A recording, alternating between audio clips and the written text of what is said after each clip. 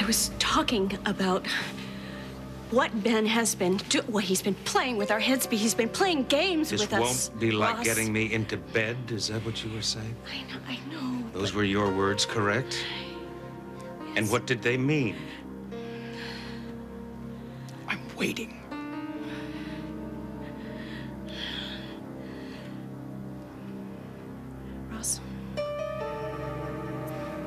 Ross, I didn't want to tell you this because I was hoping that there was some shred of decency left in Ben Warren here. I guess I had this foolish notion that I could somehow make him come around. Go on. Ross, I thought we could just end this battle, and you and he could be brothers. Like, tell me what he did. He was wrong. Ross, it was so long ago. It doesn't matter. He did. Ross, he came on to me. Did he touch you? Did he try to kiss you? Don't go there, Ross. It wasn't. It's too late. No, Ross, don't go there. I thought you want me to kill him after what he did. Ross. And you're not even upset about it, are you? Why not? I can answer that. I can tell you why not.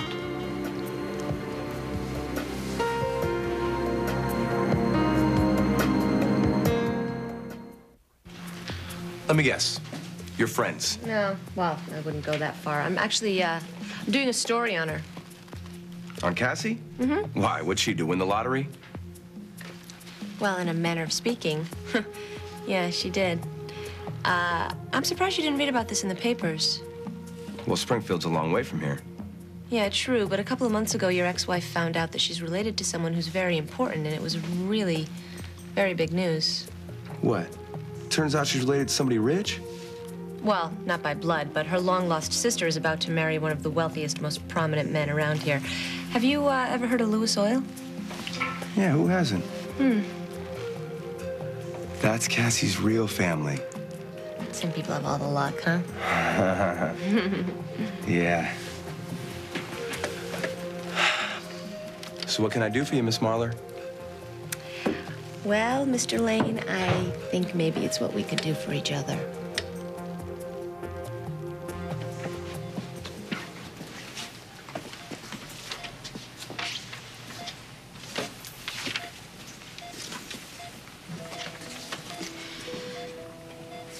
Well, this is a fine howdy-do. Just when I was in the market for a babysitter, you decided to take a sabbatical. Well, I can wait. My friend. My dear, dear friend. You know, I'm not letting you out of our pact.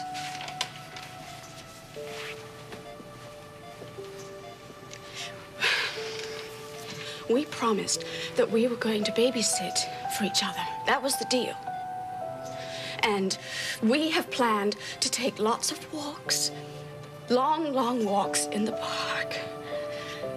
And we promised that we were going to be around to watch them grow and blossom.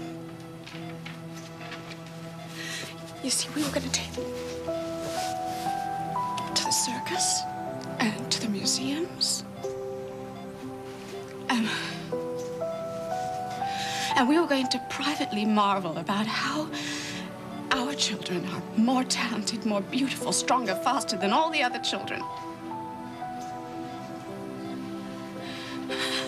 And we're going to spoil them rotten, and then look at each other and go, my goodness, why are our children so spoiled? And then we were going to call each other on the phone with every bump and scrape and panic about rushing them to the emergency room. That's right, we are going to spend every night and every day on the phone with each other. Laughing and crying.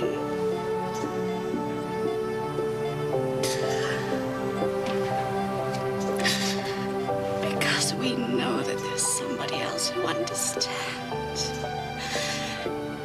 You better be there.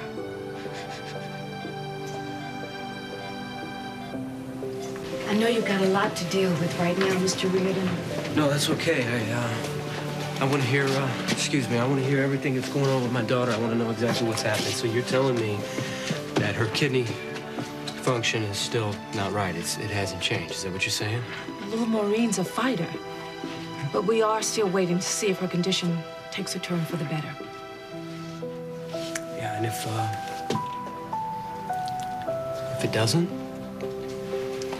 If it doesn't, then we're looking at some serious surgery.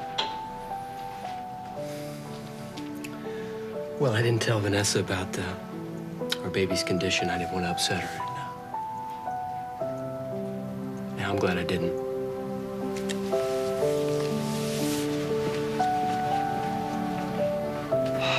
Vanessa needs good news right now. She needs positive thinking. That's what's going to bring her back. I didn't choose to leave Matt and my family and my new little baby girl. Did you know I had a little baby girl and I named her after you? I did know. And I want to use that nickname of yours, Mo. I would rethink that if I were you. I never really liked that nickname very much.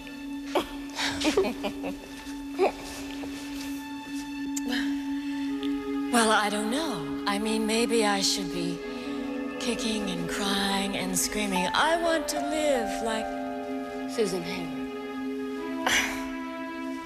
in that old movie, but that's not the way I feel. I mean, I feel calm and peaceful, as though everything's going to be all right. That is the way I should feel, isn't it? That depends. On what? I mean, that's not what you said, remember? Well, what I said was that when it was my time, I stopped fighting, that I felt it was right to let death come. Who says it's your time? But I wouldn't be here if it weren't my time. Oh, not necessarily. Well, I would be with you, and I would be with Daddy. And you wouldn't be with Matt, or Dinah, or Bill, or your new baby girl named Mo. I haven't even really held her. But, you know, who's to say that if I went back, I might not get just as sick in a month or in a week, and then Matt would spend his whole life worrying about me. And I can't have him do that. I don't want him to do that. Even if that's what he wants. Well, you know him. You know him. He focuses and he won't let go. He won't. He would spend the whole time watching me die instead of being with his little girl. And I'm not going to have that happen. I'm not. So, I guess I've made my choice. I guess I'm ready to be with you.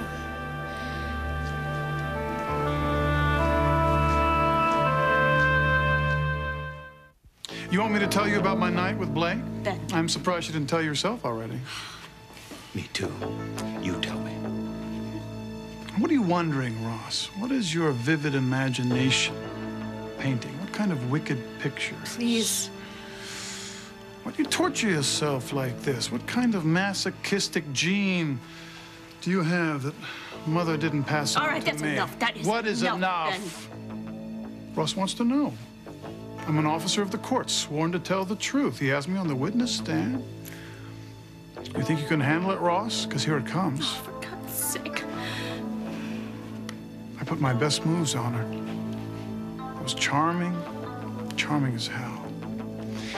And she didn't even notice. I pulled out all the stops. I got nothing from my pains. Not a kiss, not a caress, not a smile. Because she had nothing to tell you. That's why she didn't tell you anything. There it is, Counselor. You happy? Your wife shut me down like a leaky reactor. I figured the two of you have a good laugh about it. And if not then now. So if you don't mind, I have some business I have to do. Nobody's laughing. Really? It's good. It's very good. Then let me give you something else that you might be grateful for. This lady loves you. That night I hit on her, I was jealous of you, jealous of how she loved you, how loyal she was, how determined she was to help you win whatever it is you want to win.